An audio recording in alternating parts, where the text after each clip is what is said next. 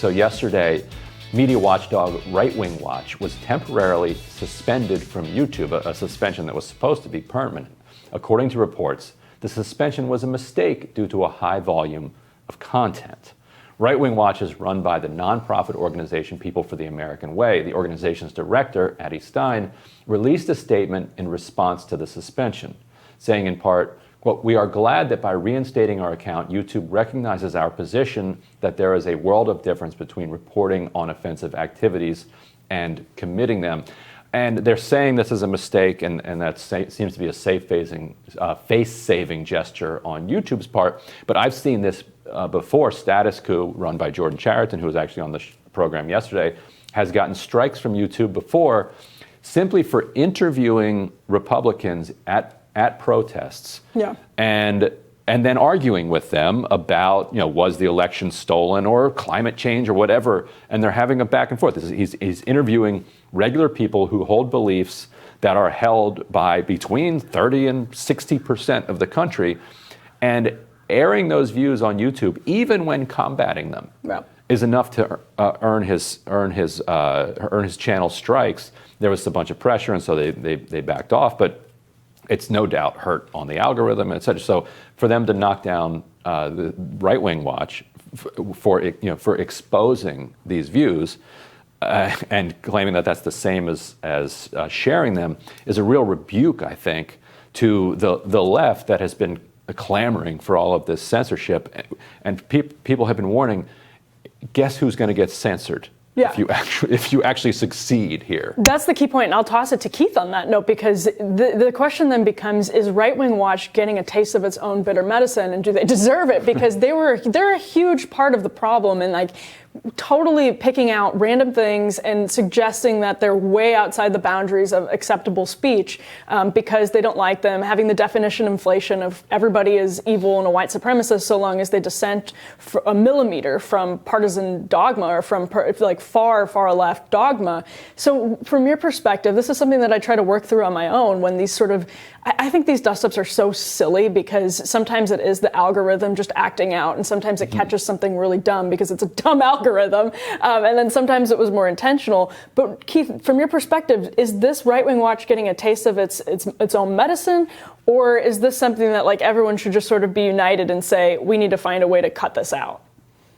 Well, I think 2 points. First, with apologies to the other panelists, AI, just like millennials, doesn't get sarcasm.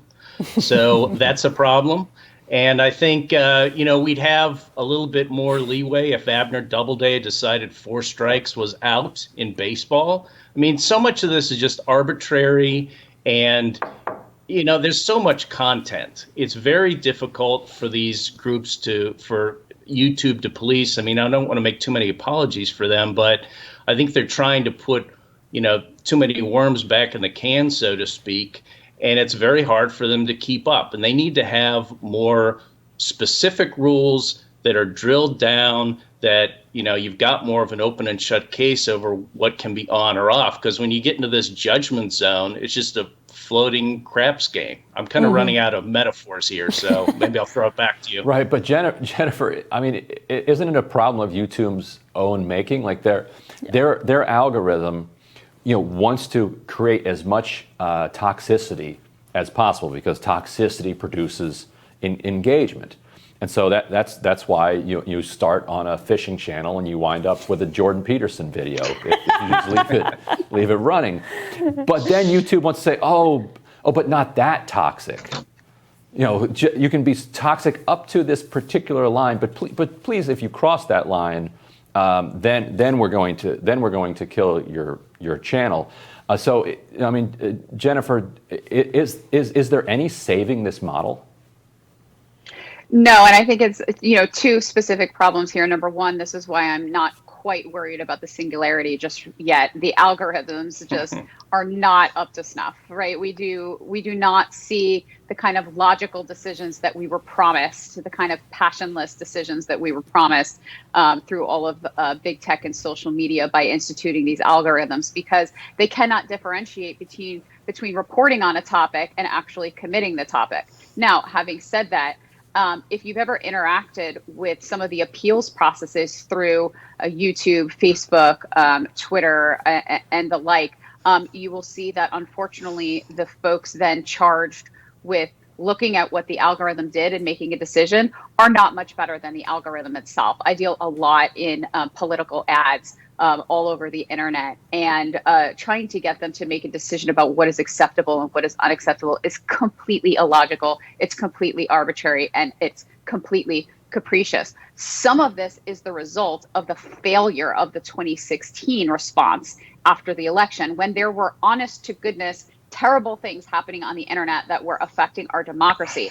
Instead of focusing on those very specific things and coming up with a logical fix for them, they instituted blanket policies that are now catching everything in its net, which makes absolutely no sense. So there is a censorship question here, but I think it actually has more to do with the knee-jerk reaction by those who run the entities and their inability to actually institute logical decisions and to fix their algorithm so that things like this don't happen.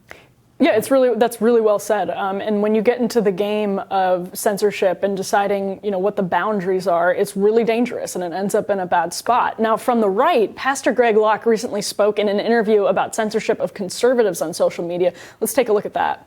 So this conservative censorship is true across the board. I've been banned from, YouTube, Twitter, Facebook has banned me, put me in jail many, many times. I'm sure you and your program, being as bold as it is, you've experienced the exact same thing. And so people that say that this is not an attack have lost their mind. This is an absolute attack on our First Amendment right. And I tell people all the time, look, when it comes to our church and what we need to say and remaining open, that when they impede upon our First Amendment right, we'll meet them at the door of the tent with our Second Amendment right. Because, look, they are trying to silence us. And I think our compromise is our silence, the fact that we are not willing to push back. And so I think big tech is in for a big rude awakening, because I think the Lord's going to turn this whole thing around and they're going to start breaking this stuff up. Lawsuits are going to come in, and it's not going to be good for them, but I think it's going to turn out good for us.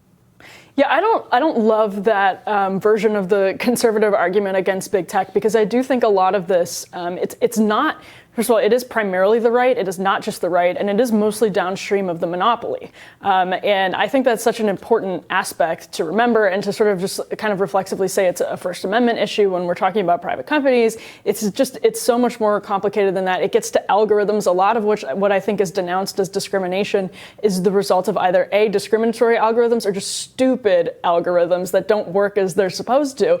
But Jennifer, I'm going to toss to you and quickly on this point. What do you think what's the best version of the argument against big tech's decision to sort of step in and police these boundaries, period? It's to have better information on their end. Because yes, the First Amendment argument doesn't hold water because it's not a government actor. Now, we can slide into the conversation about whether big tech is so big that they're acting as a government actor, or whether they're being encouraged to pass laws like this by the government or by the regulations that govern them. But as of right now, they're not a government actor. They are not violating anybody's First Amendment rights. That unfortunate pastor is allowed to say whatever he wants in the town square. But these private companies do actually have a responsibility to make sure that they are not inciting violence on their forums, to make sure that they are not contributing to the downfall of democracy. The main problem I have, and the thing that we should be focusing on, is everybody can agree that there is a line. Now, there's a question about where that line is. The old cliche is that you can't yell fire in a crowded movie theater. The same thing can be policed with online speech. Where is the line that is contributing to the destruction of the democracy? Is it the big lie that the election was stolen? Is that in itself inciting violence? I'm not so sure that it is. But there is a line there, and I think that a lot of the companies need to decide what that is. Instead of having an honest, logical conversation and being very clear about the guidelines, about their community guidelines, and about where the line is going to be drawn, and being transparent about that, they've instead, hidden behind their algorithm and made illogical decisions that are actually making the problem much worse. Well, I do like that guy's idea that the Lord is going to break up big tech, and so May the Lord be with our antitrust regulators. So thank you guys so much for joining us, Jennifer, Keith. Thank you. Next on Rising, we're talking with the president of Families Against Mandatory Minimums, Kevin Ring.